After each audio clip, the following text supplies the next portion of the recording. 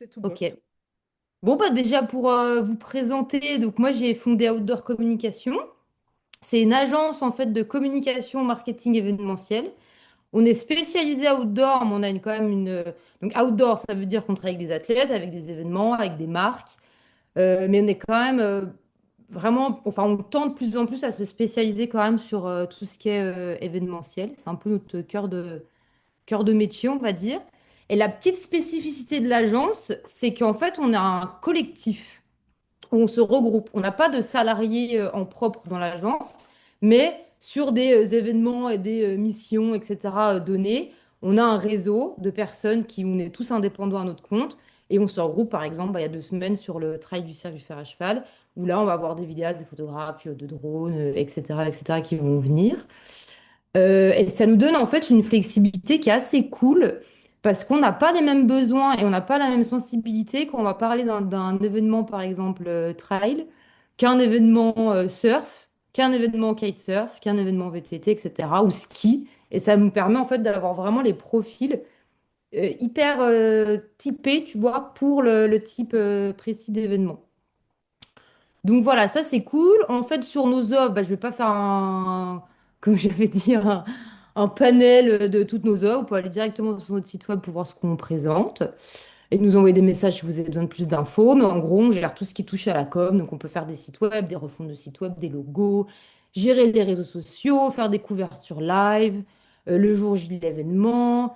On peut créer ce qu'on appelle des micros-événements dans l'événement. On fait aussi de la production événementielle de la logistique, enfin voilà, tout ce qui touche de près ou de loin, de la com, du marketing et de l'événementiel, c'est dans nos cordes. Voilà en gros pour la présentation. Ce que je peux dire et où je voulais plutôt orienter bah, ce que j'allais dire ce soir, c'est que je suis partie en fait d'un constat et je trouve que dans les événements et en parlant avec des organisateurs d'événements, on associe un peu trop la communication à un seul objectif, c'est très réducteur, et c'est l'objectif de remplir les jauges d'inscription. Sauf que la communication, en fait, c'est pas du tout que ça, parce que c'est vraiment le tampon entre la team orga et les participants. C'est par là tout transite. Et c'est bah, hyper réducteur de se dire, bon, nous, par exemple, notre trail est rempli, parce qu'en ce moment, c'est vraiment la tendance du trail. Donc, on n'a pas besoin de communication. On n'a pas besoin de communiquer, on n'a pas besoin de tout ça, parce que c'est rempli en plus beaucoup trop vite. Donc, on met les holà là-dessus. Et ça, on se tire un peu une balle dans le pied parce que les participants, ils ont besoin, outre dans le fait de remplir les jauges d'inscription, d'avoir les infos au bon endroit, de savoir les trouver rapidement et aussi, par exemple, avec les sponsors, aussi avec le territoire, de savoir communiquer, comment on présente les choses, etc., etc. Et cetera. Et en fait, on a plein d'objectifs et aussi, un des objectifs, c'est aussi comment on communique quand notre trail il est rempli en 2 semaines ou en 2 mois et que les locaux, ils veulent pas prévoir 8 mois à l'avance pour faire un 10 kills. Donc ça aussi, c'est de l'ordre de la communication. Donc il y a un peu cette petite chose où je trouve qu'il y a une petite confusion sur ce que ça peut apporter. Et ça peut aussi surtout apporter pour les organisateurs un énorme gain de temps. Parce que quand on a les informations en tant que participant, on sait où les trouver, c'est clair sur le site web, les réseaux sociaux, les affiches, etc. Eh ben en fait, on n'est pas en train d'envoyer des millions de mails, on n'est pas en train d'appeler s'il y a un numéro de téléphone qui est disponible, on n'est pas en train d'envoyer des millions de DM, c'est des messages privés sur les réseaux sociaux. Et donc en fait, pour la team Orga, on gagne un temps fou quand on sait communiquer, par justement, et que c'est clair, que c'est net, c'est maîtrisé, et qu'on sait ce qu'on dit, comment on le dit, où on le dit, pourquoi on le dit. Donc voilà pour la partie un peu communication. Qu'est-ce que je pourrais ajouter? Ah oui, sur la création de contenu. Il y a ça aussi que j'ai remarqué, parce qu'en fait, la spécificité des événements, c'est qu'on doit gérer le jour J du mieux possible, avec le moins d'accros possible, notre édition qui est en train de se dérouler. Et en même temps, c'est le seul moment où on peut capter du contenu pour toute l'année qui va se dérouler et pour faire notre communication sur l'année d'après. Donc ça nous demande d'avoir une maîtrise en amont de l'édition, par exemple, 2026 qui est en train de se dérouler. Quelle tonalité et qu'est-ce qu'on veut donner à notre édition 2027? Parce que du coup, ben, on peut pas juste se dire, on appelle un photographe, on fait comme ci, on fait comme ça, et après on verra, parce qu'après on est bloqué toute l'année avec le seul contenu qu'on aura capté, et il n'y a pas moyen de le refaire, en fait, avant l'édition 2027. Donc ça demande aussi une préparation en amont. et que les choses soient quand même bien cadrées avec une team qui est quand même au clair sur qu'est-ce qu'on prend, quelle image, quel rendu on veut, qu'est-ce qu'on a envie de montrer, etc., etc. Aussi, le fait d'animer un live sur les réseaux sociaux le jour de l'événement, ça permet aux participants de vivre une expérience qui va au-delà. Parce qu'on voit en fait des pics de connexion qui sont normales, hein, qui sont complètement ouf le jour de l'événement jusqu'à 2, 3 jours après. Et en fait, du coup, on est déjà en train à ce moment-là d'avoir un objectif de notoriété et de capter et de fidéliser et de se faire connaître pour les années d'après. Et donc, d'être présent, en fait, à fond sur les réseaux sociaux à ce moment-là, c'est une mine d'or, en fait, pour déjà se faire connaître. On a un peu des objectifs un peu moindres sur la notoriété où on remplit pas encore vraiment les jauges d'inscription, etc. Bah là, c'est une mine d'or. Et en plus de ça, on peut aussi créer du contenu fun, amusant, etc. Et en fait, les participants, ils adorent parce que sur l'expérience client, enfin, client participant, eh ben, ils ont quelque chose qui va au-delà, qui est en plus comme un petit souvenir. Ils interagissent. Enfin voilà, c'est quelque chose qui est vraiment apprécié. Après, le deuxième truc qu'on peut voir sur comment on améliore l'expérience participant, c'est que en fait, les événements outdoor sportifs, c'est un peu les festivals de demain. Si on reprend l'exemple d'un festival, ben, aujourd'hui, enfin avant, on regarde un festival, ben, faut que les fondamentaux, on va dire les bases non négociables soient complètement maîtrisées, c'est-à-dire que la musique soit bonne, la prog soit bonne, la sono impeccable, qu'il y ait des bons toilettes partout, des buvettes à proximité. Pour un trail, ça va être un balisage impeccable, que les ravitaux maintenant, c'est OK, on a des produits locaux, nanana, tout ça, c'est un peu voilà, maîtrisé et OK. Donc ça, c'est ce qu'on appelle les fondamentaux et les bases non négociables. Une fois que ça s'est maîtrisé, on peut aller au-delà pour créer un peu des micros-événements dans l'événement.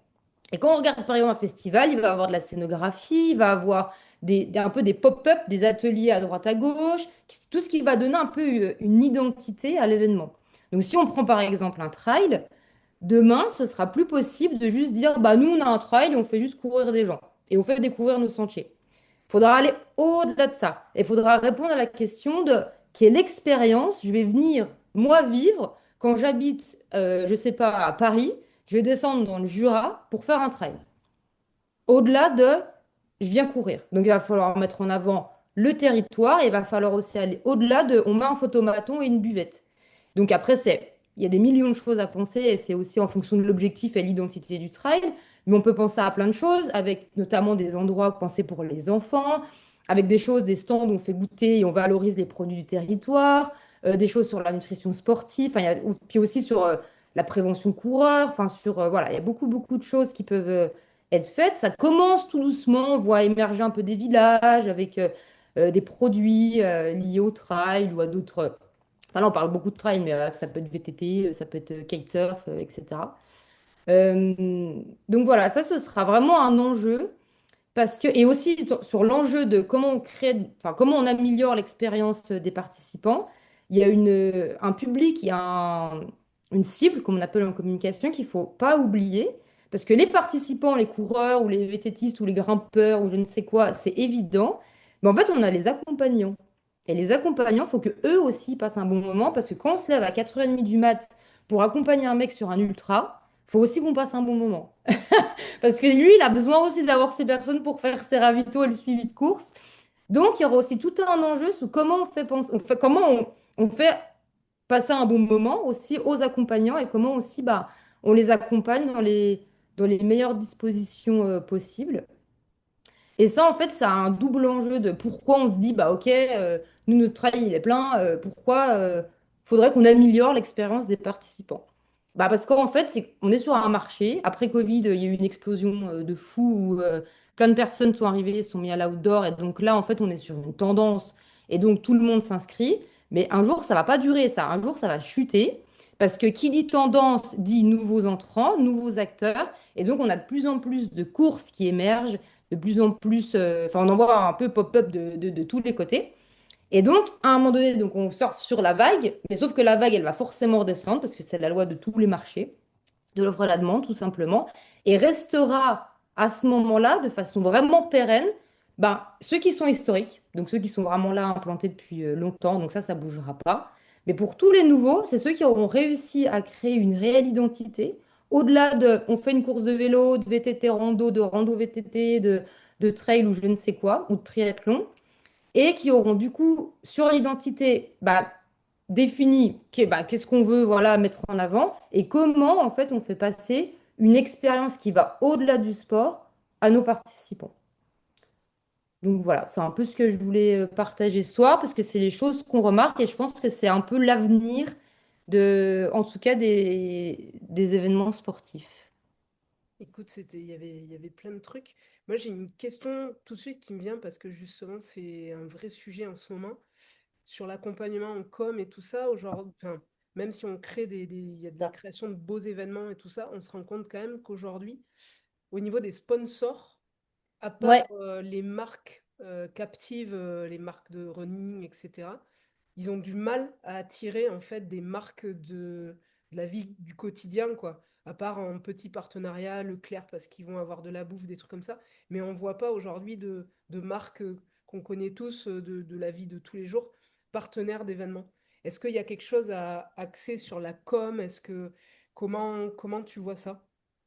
bah parce qu'en fait aujourd'hui le problème de nos courses c'est il y a un énorme fossé qui s'est créé parce que tu te rends compte entre enfin si tu veux tu vois directement sur la communication avec les réseaux sociaux, le site web, les courses qui sont associatives et celles qui sont d'entreprise parce qu'il y a des budgets, etc. Et donc, on va avoir des grosses courses, si on prend l'UTMB par exemple, où là c'est carré, c'est propre, la com est maîtrisée. On va avoir les courses associatives du coin qui sont encore gérées par des personnes qui n'ont pas les notions de communication, qui connaissent pas et qui justement associent la communication à on communique pour se faire connaître, pour remplir nos inscriptions, mais c'est rempli, donc ça sert à rien de communiquer. Et donc c'est normal que derrière il n'y ait pas de sponsoring. Parce qu'en fait, il n'y a pas de levier pour mettre en avant les marques. Donc, si tu veux, il faut répondre quand même à la question. Moi, je suis une marque, je vais te donner 5 000 balles. Bah, en fait, quel est mon retour sur investissement?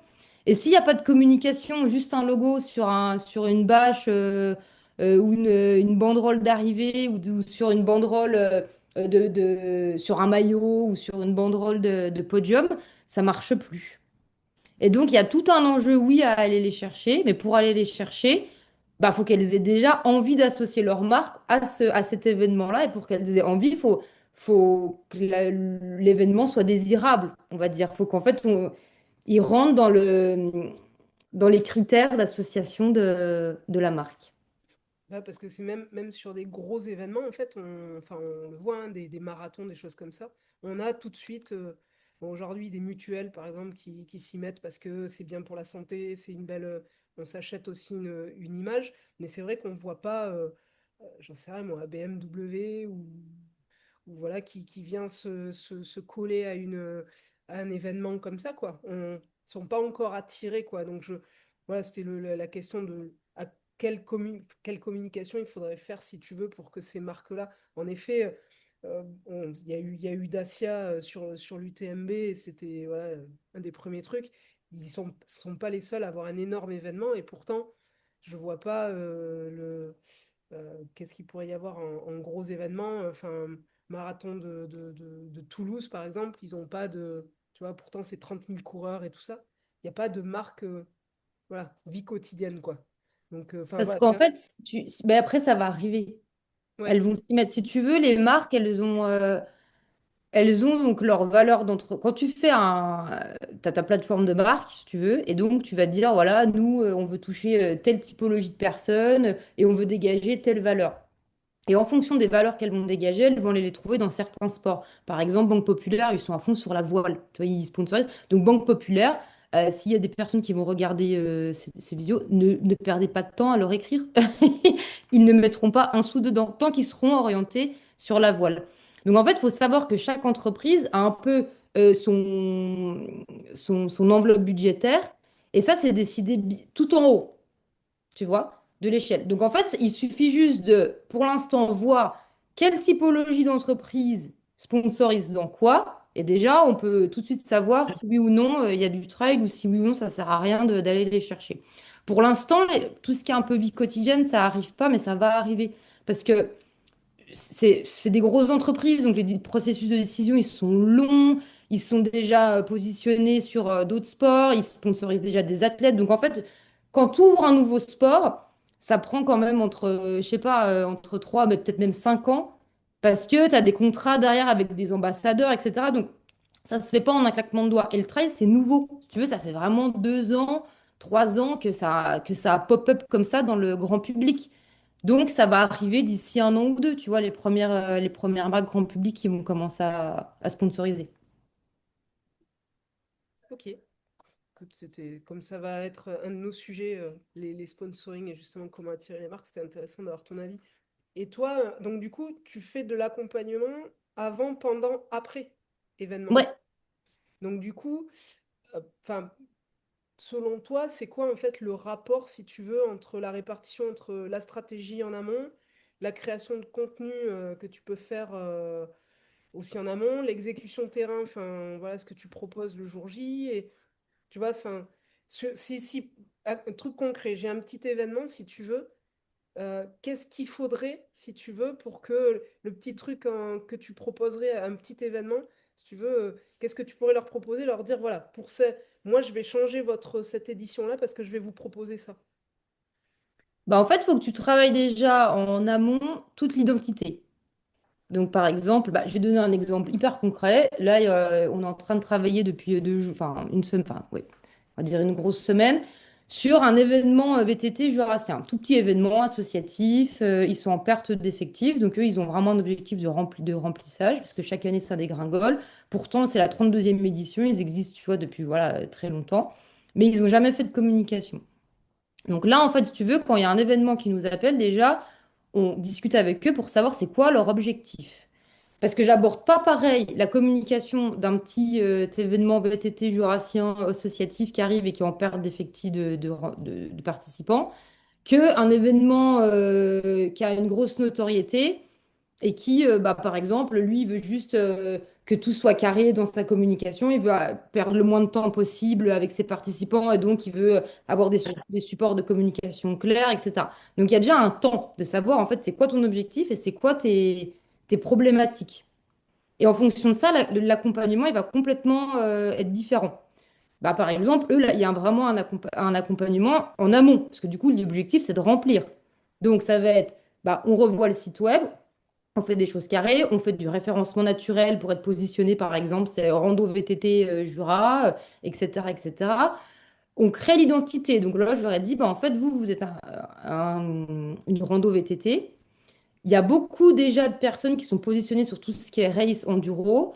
Là, vous attirez vraiment, il n'y a pas de chrono, vous avez une cible qui est ouverte à tous, donc c'est hyper familial. Donc vous avez vraiment tout intérêt à jouer le segment événement outdoor familial convivial plutôt que VTT qui peut faire peur en fait à une famille du coin qui va pas, même si elle a des vélos chez elle, qui va pas s'associer à ce type de course. Donc là, en fait, il y a toute une communication sur, c'est pas qu'on enlève le mot VTT, mais on le vulgarise. Tu vois, pour vraiment le faire passer d'un événement VTT à un événement outdoor. Et en fait, bah après, par exemple, on était sur le trail du fer à cheval, bah là, c'est complètement différent. Eux, ils n'ont pas du tout de problématique de remplissage de jauge. Eux, c'est plutôt bah, comment on va pérenniser le trail sur l'image du trail, comment on va l'ancrer, puisque c'était la 6e édition, sur le long terme. Il y a une problématique là, bah, justement, d'inscriptions qui vont trop vite. Mm. Comment on communique auprès des locaux pour justifier qu'il y a un trail de 10 bornes, et bah, Et puis il ça soit colle. rempli, etc., etc. Donc en fait, ça dépend. Tu vois? Ouais, ouais, Donc déjà, la première étape, c'est de définir c'est quoi tes besoins. mm. Une fois qu'on a défini tes besoins, bah, en fait, on actionne des choses qui sont différentes. Et après, bah, c'est pareil, tu vois, c'est en fonction des budgets, des besoins. Là, le VTT, ils ont des petits budgets, mais du coup, il y a quand même une grosse problématique de contenu, parce qu'il faut qu'on développe les réseaux sociaux pour qu'ils aient une problématique de notoriété. Et ils n'ont pas de contenu. Donc là, on va dire, bah, OK, vous avez tel budget. Là, c'est ça, par exemple, ça peut attendre. Mais le fait d'avoir des vidéos et des photos de qualité le jour de l'événement, ça ne peut pas attendre. Parce que les vraies retombées de nos actions, elles vont pas être maintenant, parce que l'événement, il est 21 juin, donc c'est déjà trop tard quand ils nous ont appelés, mais elles vont être en 2027. D'avoir, du coup, bah, toi, de savoir qu'on veut vraiment orienter sur événements familial, que c'est accessible à tous, etc. Ça va aussi permettre de briefer les vidéastes, les photographes. Bah, on ne veut pas, par exemple, des vidéos full speed, à fond dans les descentes, mais on veut plutôt un truc décontracté, bonne humeur, on voit qu'on passe un bon moment, les paysages sont fous, ils ont une grande valeur ajoutée sur où il passe. Et puis, Donc, en une fait, identité, voilà. une vraie Ouais. identité de l'événement, quoi. Donc, ça dépend de ça, tu vois, de quelle est la problématique. Mhm. Ok, mais écoute, moi je parle depuis tout à l'heure aussi. Donc, je sais pas si vous avez des questions. Je monopolise à chaque fois, comme d'hab. Moi, Ouais, j'avais j'ai une quelques... petite. Ah bah du Ah, coup, personne bah après parlait, toi, puis là, les Vincent. deux en même temps. Allez. Bon, je commence, Je te merci. laisse parler. Raphaël. Euh, Léa, quand des événements, enfin des organisateurs de type associatif viennent te voir, est-ce qu'aujourd'hui tu trouves qu'ils sont relativement mûrs par rapport à ce qu'ils te demandent, ou est-ce que tu dois passer par une phase d'éducation avant de pouvoir commencer, enfin d'éducation, de sensibilisation, avant de pouvoir travailler avec eux en Ouais, général? faut expliquer, faut beaucoup expliquer. Et en fait, si tu veux, la problématique, c'est que souvent, quand on vient me chercher, donc c'est les présidents des assos, eux, ils sont convaincus. Toi, ils sont en mode, de toute façon, nous, on est submergés, parce que souvent, c'est ceux qui gèrent un peu, qui chapeautent un peu tout. Et donc, c'est souvent eux qui se tapent la com, dans la vérité. Et donc, bah, eux, ils savent qu'ils ont plus le temps, donc ils sont un peu en mode carte blanche, fais ce que tu veux. Mais du coup, il y a quand même tout un axe d'éducation, dans le sens où il faut justifier des devis quand même assez élevés pour un petit assaut à tout un groupe enfin, sur le bureau ou de bénévoles, tu vois, qui, eux, ne comprennent pas à quoi ça sert, en fait, la communication. Surtout quand, bah, par exemple, encore là, l'exemple que je donnais du VTT, c'est assez facile dans le sens où eux, ils ont ce fameux objectif de remplissage. Mais ceux qui sont remplis, ben, faut justifier, tu vois, de pourquoi on met 8 000, 10 000, 5 000 sur de la com alors qu'on est rempli. Donc, ouais, ouais. Donc, même si on ne me le demande pas, moi, j'explique toujours pour eux, sachent du coup le relayer. Et ce phénomène, du coup, c'est mon bureau qui décide. Est-ce que toi, tu dois aller jusqu'à directement t'adresser au bureau, ou est-ce que Non, tu arrives suffisamment à briefer le président pour qu'il soit un bon porte-parole? Parce que c'est pas toujours facile. non, non, je ne vais jamais. C'est eux D'accord. qui sont en charge de ça. Ok. Et après, souvent, le plus dur, c'est, on va dire, le premier devis, la première signature, le premier contact. Parce qu'une fois qu'ils voient, tu vois, parce que souvent, là, c'est un peu c'est virtuel, la com, qu'est-ce que c'est, les réseaux sociaux. Souvent, on s'adresse à Bernard qui a 9 ans. Lui, les réseaux sociaux, ça lui parle pas, tu vois. Et Mm. sauf qu'après, une fois qu'il a vu, bah, qu'on lui montre, que sa petite fille, elle va lui montrer ou je ne sais quoi, bah regarde, on a vu ci, on a vu ça, qu'il voit que ça, bah aussi les répercussions, tu vois, que ça peut avoir. Bah, par exemple, là, on était sur le TVJ, bah, eux, ils n'avaient pas une problématique de remplissage, mais ils avaient une problématique de remplissage en amont. Et ben maintenant, c'est bon. Et ben ils voient que, ah oui, purée, qu'est-ce que ça fait du bien, qu'on n'a plus à gérer des inscriptions sur place, qu'on n'a plus à gérer des bouclages d'inscription une semaine avant, tu vois. Mm. Donc, c'est plutôt. Faut convaincre au début, mais souvent les présidents le font assez bien parce que eux, en fait, eux-mêmes sont convaincus. Ils sont un peu en mode, de toute façon, nous, on n'a plus le temps de les gérer. Souvent, ils viennent pour ça. Donc, ils sont là, dans tous les cas, vous voulez gérer, tout le monde est là. Non, donc ils sont bon, on signe.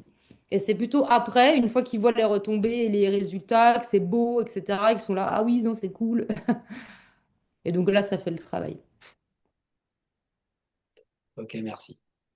Bon, bah, Raphaël, je te laisse la place. Ok, merci.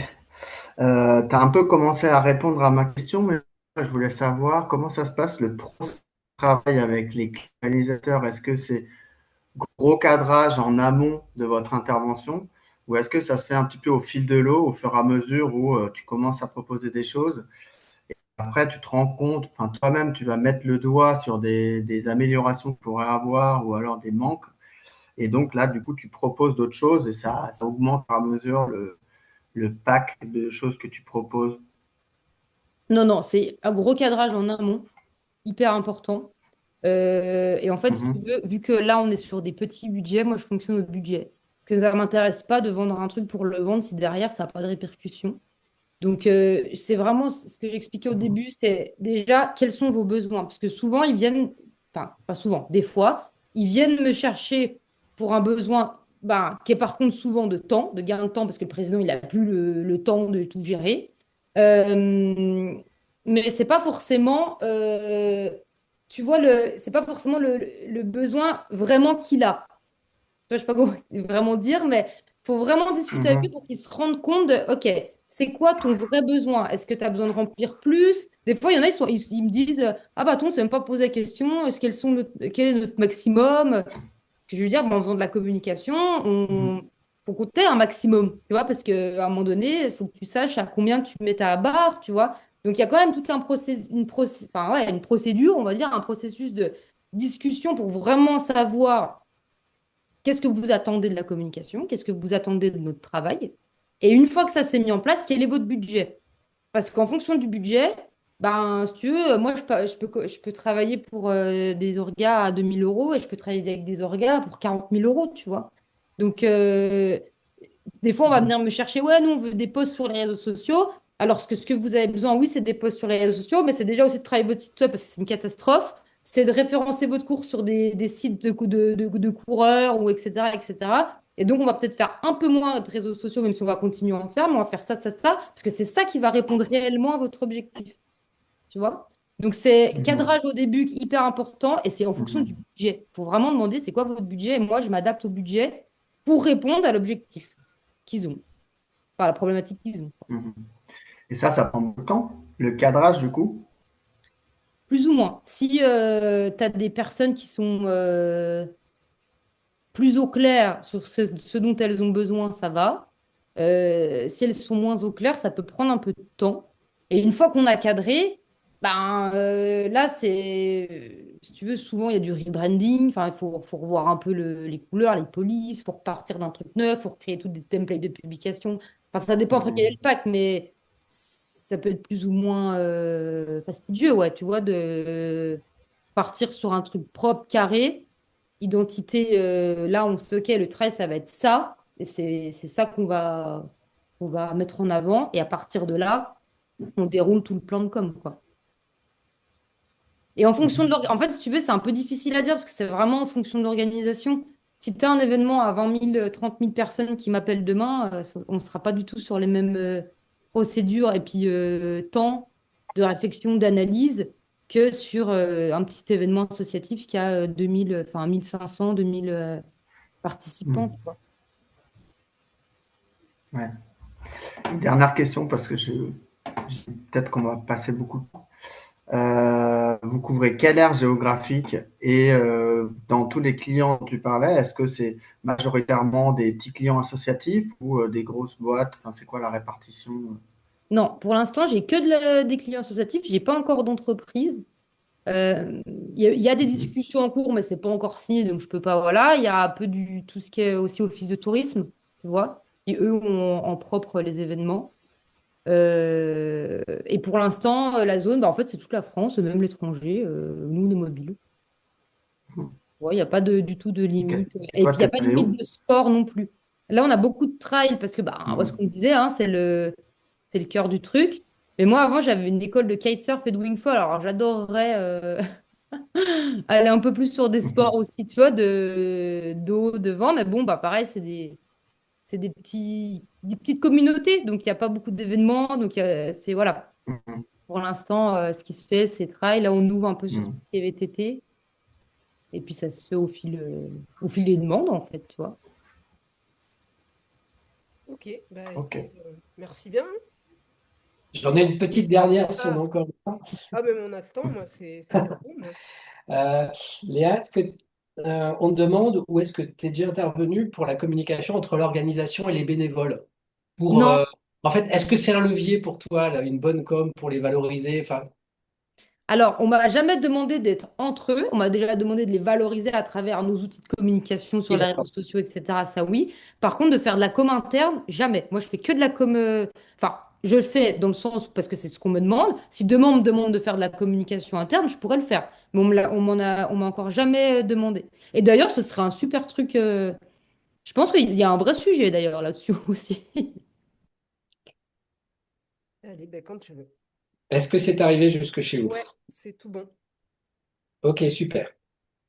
Alors, un premier, est-ce que je vais réussir à le faire fonctionner? Oui, un premier dessin pour euh, synthétiser ce qu'on fait. Donc, nous, on anime les données clients de nos clients.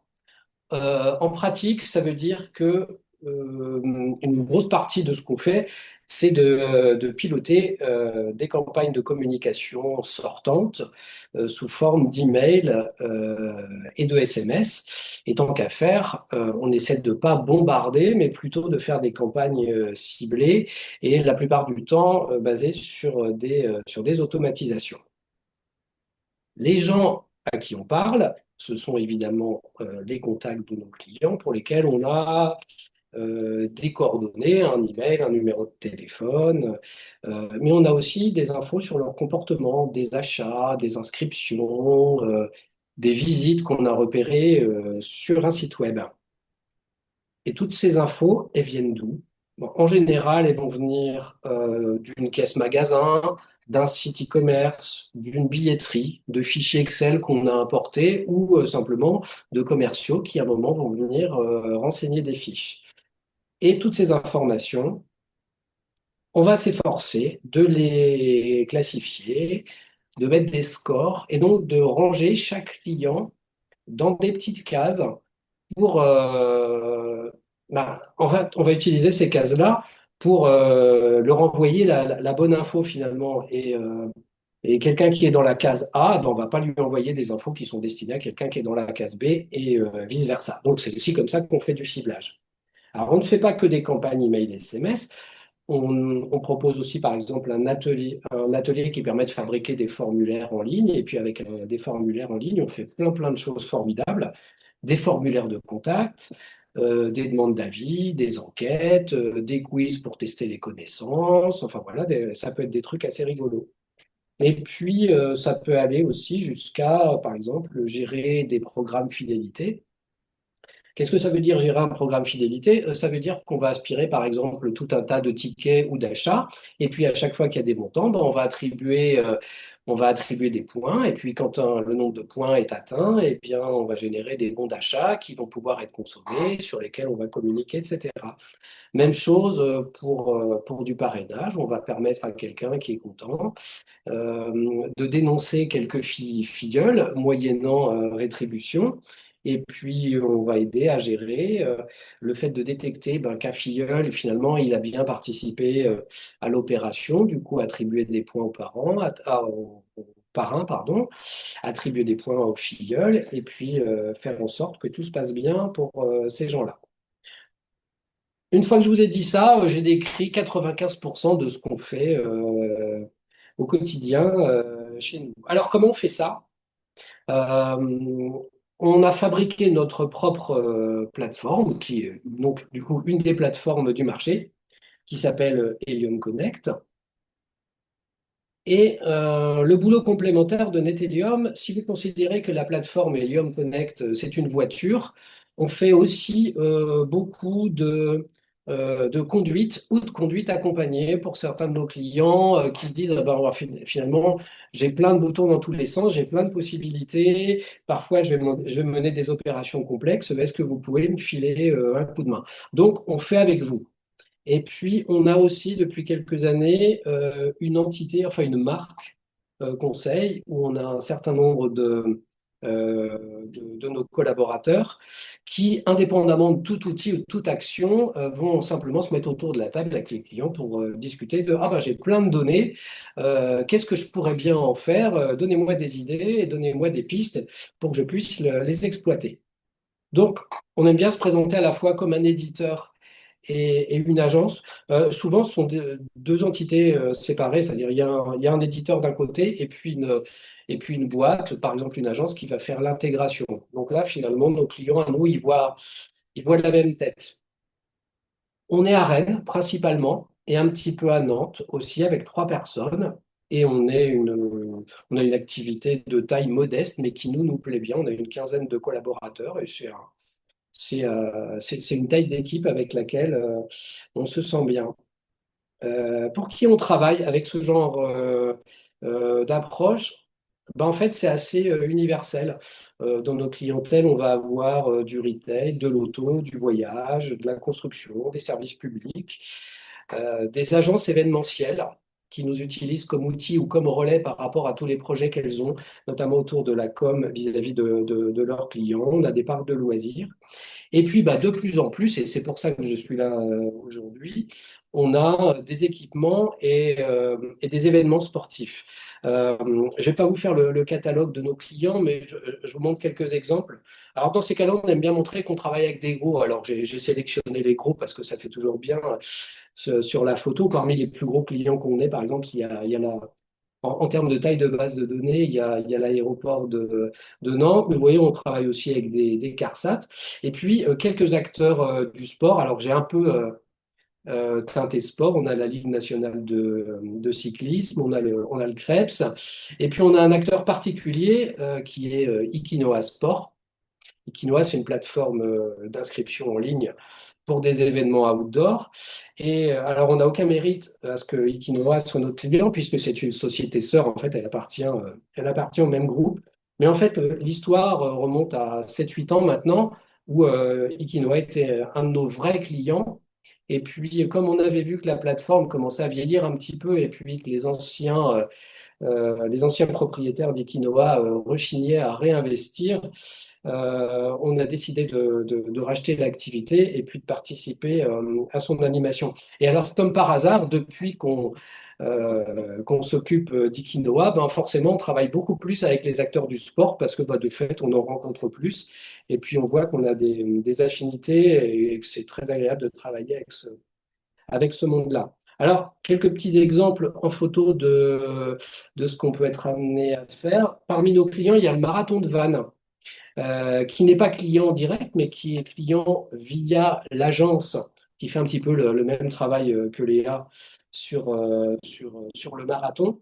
Ce qui est intéressant sur le marathon, c'est qu'en fait, ils ont pris la décision de communiquer à l'année et pas simplement au moment de l'événement. Et en fait, ils font plein de choses qui sont assez malines et sur lesquelles l'agence les a amenés. Donc, je trouve que c'est quelque chose que les événements ne font pas suffisamment. En fait, il y a un gros focus un petit peu avant l'événement pour attraper de l'inscription, ce que disait Léa tout à l'heure, et puis après, plus rien. Mais non, on a le droit de dire bah, bonne année, par exemple, à ces participants, à ces bénévoles. On a le droit de les inviter à des petits événements qui vont arriver dans l'année et qui ne sont pas forcément le jour de l'événement principal. On a eu l'occasion de travailler avec la Transat Café L'Or, où la newsletter quotidienne sur la Transat était envoyée avec nos outils. On fait quelques newsletters. Alors, je vous ai montré celle-là parce que c'est intéressant sur la Ligue nationale de cyclisme. Par exemple, ici, on voit un exemple où on essaie d'inculquer un certain nombre de bonnes pratiques quant au poids et à la taille des emailing. Ce n'est pas une obligation, mais en fait, quand on le fait bien, c'est pas plus mal. Donc, il y a quelques petits indicateurs comme ça. Ici, je vous montre un exemple de scénarisation de campagne. Ah, donc celle-là, on l'a fait avec les organisateurs Equinoa, où par exemple, il y a un scénario qui va déclencher automatiquement un mail de remerciement quand un organisateur nous fait l'honneur d'utiliser la plateforme Equinoa pour les inscriptions. Et puis, il y a d'autres mails qui suivent. Par exemple, quand on approche de l'événement, à 3 semaines de l'événement, il y a d'autres messages qui vont partir. Et donc, tout ça, c'est séquencé. Et en fait, un organisateur qui crée son compte sur Equinoa, il est directement relié à la plateforme et puis il va rentrer dans le scénario. Et en fait, ça donne plein d'idées. Et je vais terminer mes exemples avec celui-là, qui je trouve est assez parlant. Là, on est dans le cadre d'un, par exemple, d'une course, d'un running, et se pose la question de dire, entre le moment de l'inscription, qui va pouvoir se faire 7 ou 8 mois avant le jour J. Et puis bah, le jour de l'événement, eh bien, en fait, on va essayer de maintenir un lien dans le temps avec le participant. Donc, ça va commencer au bout de quelques jours après l'inscription par un mail de bienvenue pour lui représenter l'état d'esprit de l'événement et tout ce qui va avec. Au bout de quelques semaines, on va lui proposer, par exemple, de venir souscrire des options qu'il aurait oubliées Et puis, 2, 3 mois plus tard, on va lui rappeler qu'il y a une bourse au dossard et que s'il a un empêchement, et ben, il va pouvoir en profiter. Et si on se met dans la peau, bah, typiquement d'un organisateur associatif avec un président qui a 79 ans,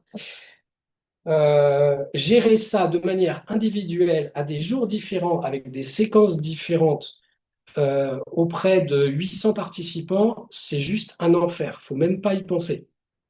Quand on voit le nombre de manips qu'il faut faire, ne serait-ce qu'en termes d'import-export Excel dans sa plateforme d'emailing, au bout d'un moment, ça devient la folie. Donc, nous, une partie de notre job, c'est de rendre ce genre de truc naturel et facile et on ne se pose plus la question.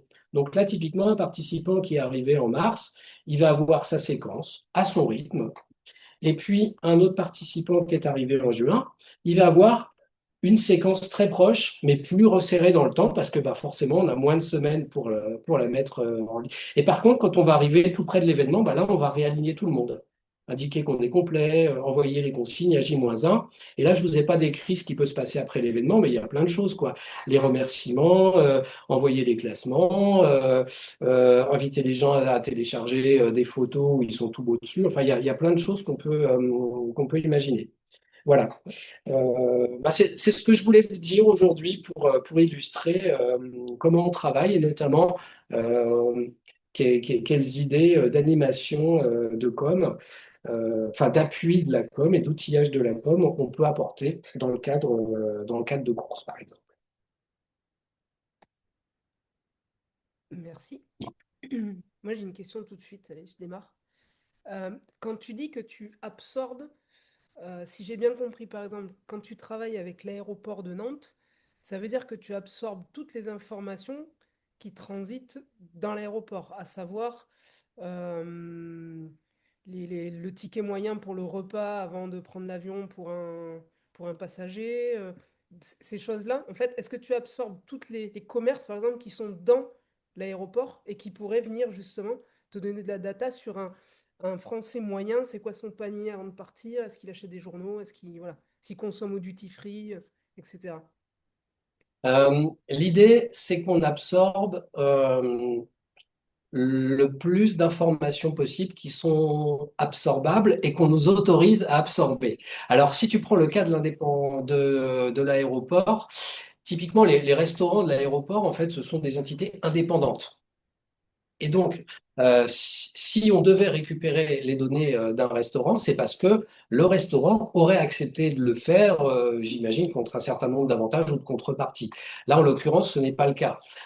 Pour l'aéroport, par contre, on récupère quand même énormément de choses, des réservations de vol qui sont faites sur le site de l'aéroport, des réservations de parking. Il ne faut pas oublier que l'aéroport de Nantes, c'est Vinci. Donc, un de ses métiers, c'est le parking. Et puis, on va aussi récupérer tout un tas d'informations sur la navigation des personnes sur le site web, par exemple. Quelqu'un qui va visiter avec insistance des destinations en Europe du Sud, eh ben, ça peut influer sur les modes de communication, ou en tout cas les messages qu'on va lui faire passer. Et donc, en fait, ça dépend vraiment des clients, ça dépend des outils qu'ils utilisent, et puis ça dépend des connecteurs qu'on arrive à mettre en place. Mais typiquement, quand on travaille dans le monde du sport, la première connexion qui vient à l'esprit, c'est de se connecter à la billetterie et puis d'aspirer les inscriptions en temps réel. Ouais. Ou en tout cas à J+1, quand on ne peut pas le faire en temps réel. Et moi, justement, par rapport à ça, c'est pour ça que je te demandais ça, j'aurais bien voulu ton avis sur ça. On va prendre une entité, pour pas la citer, qui fait répondre pour la pratique du running euh, un questionnaire qui, donc, du coup, déjà absorbe plein d'informations parce que bah, il faut répondre au questionnaire pour pouvoir Bon. pratiquer du running et qui ensuite s'autorise à aller questionner des participants sur des compétitions qui ne sont pas les siennes pour avoir l'avis de l'expérience justement du participant, alors que cette entité-là n'est pas chez elle. C'est comme si toi, tu allais chercher, tu questionnais des, des, des, des- des gens qui avaient mangé dans un restaurant, mais ce restaurant-là ne t'appartient pas. C'est juste que les gens qui ont été dans ce restaurant ont été obligés de répondre à un questionnaire, on va dire, pour rentrer dans le restaurant. Le restaurant ne t'appartient pas, mais tu vas les interroger. Et c'est ce qui se passe aujourd'hui dans le running. Voilà, j'aimerais ton avis sur ça, justement, sur ces espèces de bisquettes qui sont faites, qui permettent de récupérer énormément de data, et énormément de pratiques et de voilà, ce que les gens aiment, n'aiment pas, etc., pour voilà, se faire une énorme base de données. Euh, la réponse que je peux te faire, c'est une réponse légale. Mhm. À un Légal moment, m'intéresse.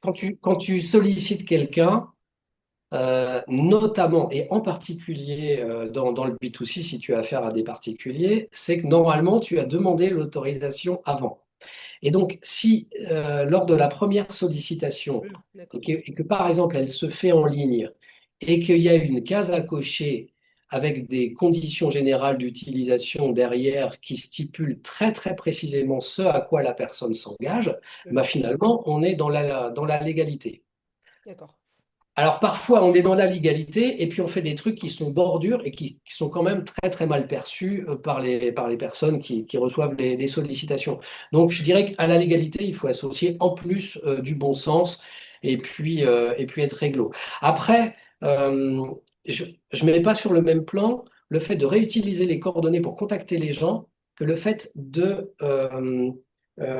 consigner leurs réponses et d'en faire des statistiques anonymes qui sont diffusables, où là, finalement, on crée un matériau de qualité qui est d'intérêt général et où là, pour moi, c'est pas spécialement discutable, D'accord. à Ouais, partir du moment où c'est anonyme.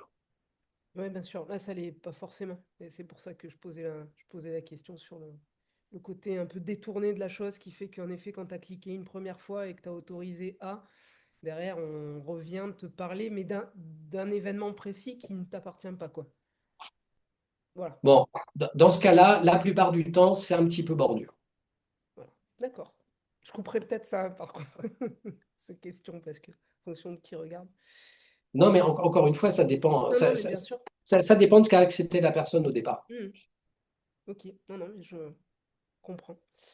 Il y en a peut-être d'autres questions. J'en ai une ou deux, mais je peux laisser la parole un peu aussi. Ouais, j'ai une question pour toi, Vincent. Euh, Est-ce que, par exemple, toi, généralement, les courses, enfin, les événements quoi, sportifs, ils te demandent tu travailles avec eux en amont sur combien de parcours, tu vois parce que là, tu en as présenté deux différents, tu vois, s'il y en a un qui arrive en mars ou si l'autre il arrive en juin. Mais est-ce que tu vas proposer différents parcours en fonction des dates ou va rentrer aussi d'autres spécificités que la date d'inscription? Euh, En fait, le parcours, il va être assez spécifique à l'événement parce que tous ne vont pas avoir envie de passer les mêmes infos. Vous voyez, ils sont pas au même endroit. Certains ont des t-shirts à vendre, d'autres pas. D'autres vont avoir des consignes très très particulières pour les transports parce que ils ont des problématiques spécifiques de parking. Donc, euh, en fait, ces séquences-là elles doivent d'abord se discuter. Ça rejoint ce que tu disais tout à l'heure sur les objectifs. En fait, ils ont, même par rapport à ce type de séquence relativement simple, sur le papier, ils ont quand même des objectifs, ils ont quand même des objectifs différents. Tu Ouais. vois, par exemple, quelqu'un qui se dit, moi, je suis pas certain de remplir ma jauge, eh ben, Ouais. ça part du sens dans la séquence à un moment d'introduire du parrainage pour dire, bon, allez, vous avez forcément des potes qui vont venir courir avec vous. Enfin, alors que pour d'autres, c'est absolument pas le sujet. Ouais. C'est personnalisé. Alors, je crois que j'ai répondu à la moitié de ta question et la deuxième moitié, elle va Du coup, échapper. ça soulève une autre question. Par exemple, tu demandes le parking. Est-ce que tu arrives, toi, quand je renseigne mon inscription, je sais pas, l'événement est à Lyon. Enfin, il n'y a pas vraiment de parking. Mais bon, imaginons, l'événement est à Lyon, voire dans le Jura. Je suis du Jura et un autre vient de Lyon. Est-ce que du coup, moi, je vais pas forcément recevoir les mêmes infos de transport que lui? C'est un formidable exemple que tu viens de donner. Typiquement, non, non, mais ça illustre tout à fait ça. Et parmi les autres distinctions qu'on peut avoir, ça peut être l'âge aussi du participant, parce que il va pas forcément réfléchir pareil à son déplacement, peut-être à son hébergement sur place. Euh, le fait qu'il y ait des enfants impliqués, ça va aussi changer la communication. Qu'il s'agisse d'un homme ou d'une femme, ça peut aussi changer la communication. Enfin, Ah il y ouais, a, tu il y a fais plein de... rentrer quand même un nombre de si, hyper important en fait du coup. Enfin, tu peux du coup faire rentrer un Tu nombre de segmentes, quoi. personnalisation. En fait, à partir du moment où tu as l'info, ça rentre dans l'univers des possibles. Donc après, à toi d'être raisonnable Ouais, sur quelle info est pertinente et quelle info finalement est complètement dans l'épaisseur du trait et ça vaut pas le coup de spécialiser les communications. ok. Mais après, faut pas forcément s'en priver non plus parce que les plateformes d'emailing moderne offre pardon, la possibilité, en fait, par exemple, de cloisonner des blocs d'affichage et puis de mettre des conditions dessus. Donc, à un moment, tu vas pas te dire, je vais créer 70 campagnes différentes. Non, tu vas créer une campagne avec un tronc commun et puis, en fait, il va y avoir peut-être trois, quatre étages de ta newsletter que tu vas conditionner par, tiens, si cette personne-là habite hors de la région principale, ben, je vais lui rajouter le bloc sur les possibilités d'hôtellerie ou sur mon sponsor Gîtes de France, par exemple. Tu vois, enfin, des choses comme ça. Et donc, finalement, on va créer un canal de communication unique, mais qui va se transformer un petit peu individu par individu. Mais ça va se faire tout seul. Donc, c'est pas douloureux, en fait. On fait la réflexion une fois, et puis après, c'est parti. Ok. Et qui c'est ensuite qui monnaie cette segmentation? Ça, parce que du coup, c'est une vraie valeur, le fait de pouvoir s'adresser à telle personne dans telle tranche d'âge et tout ça. C'est quand même quelque chose pour une marque, par exemple, qui pourrait être ultra intéressante. Et là, du coup, c'est de la donnée qui est à l'organisateur, qui appartient Alors, à... là, ce dont je parle, c'est de la donnée qui est à l'organisateur et qui est utilisée par l'organisateur pour mieux communiquer avec sa base de données. Hmm, ok. C'est rare qu'on s'amuse à aller chercher des informations complémentaires que l'organisateur demanderait spécifiquement pour orienter sa communication ou par exemple pour revendre à un de ses sponsors. En fait, on va se baser de ce qu'il demande naturellement dans le processus d'inscription, ni plus ni moins, et c'est déjà formidable. On a la région des gens, on connaît leur âge, on connaît leur niveau souvent. On connaît leur niveau de pratique, ou on le déduit s'ils ont choisi le parcours 70 km plutôt que 12, ça donne quand même une petite indication. Ben déjà, avec tout ça, on peut faire des choses terribles, donc on ne va pas forcément complexifier les choses. Mais ce qui est clair, c'est que les données, elles appartiennent à l'organisateur et il n'y a pas de raison qu'elles s'en sortent. Merci. Bon, Raphaël, t'es le seul qui peut parler là, donc bah, t'es obligé. Tu trouves quelque chose. Eh ben, j'ai une petite question. Ah, voilà.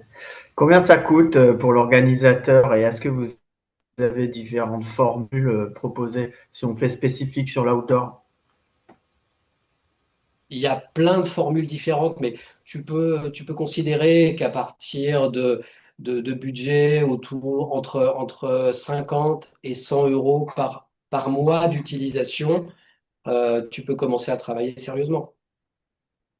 C'est à peu près l'ordre d'idée. Ce qu'on fait avec les acteurs de l'organisation, qu'on ne fait pas forcément avec les clients standards, c'est qu'il y a quand même euh, un rythme d'utilisation avec 2, 3, 4 mois très très fort, et puis après, il peut se passer rien pendant 6 mois.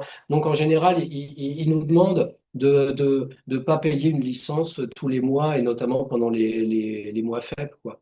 Et donc là, ça, ce sont des choses qu'on écoute et puis on fait des propositions sur mesure. Donc, on n'a pas un tarif standard parce que ça va dépendre justement du nombre de mois actifs dans l'année. Ça va dépendre du nombre d'inscrits. Ce ne sera pas la même chose avec 30 000 qu'avec 300, quoi.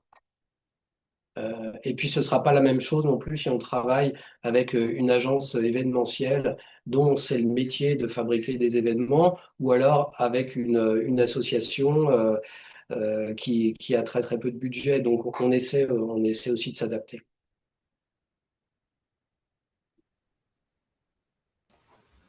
Ok. Et j'ai une autre question pour toi, Vincent. Du coup, est-ce que dans cette fourchette de budget-là, c'est aux organisateurs de faire leur sauce, en fait? Est-ce qu'ils ont une petite formation au début et après, c'est eux qui utilisent tout l'outil? Ou, tu vois, ça se passe un peu comment là-dessus? Bah, ça se passe que s'ils sont à l'aise avec ces outils-là, ils vont le faire avec plaisir. Et sinon, ils vont faire appel à toi Ouais. pour le faire à leur place parce que en fait, ils vont gagner du temps, ils seront sûrs que c'est bien fait. Ouais. Ok. Et en vrai, c'est un mode qui fonctionne souvent. Bah ouais. Et c'est une bonne chose. C'est pas leur job de faire ça. Je te Eux, comprends. en fait, ils sont pleins de bon sens. Mais là où des gens comme nous qui sommes habitués, on va passer un quart d'heure, ils vont y passer une heure, quoi. Donc, ils ont Ouais. peut-être mieux à faire. Mais c'est aussi une question de génération. Il y en a qui sont directement, ils sont dedans, ils y vont à fond, ils ont tout compris dès le début, et puis c'est parti.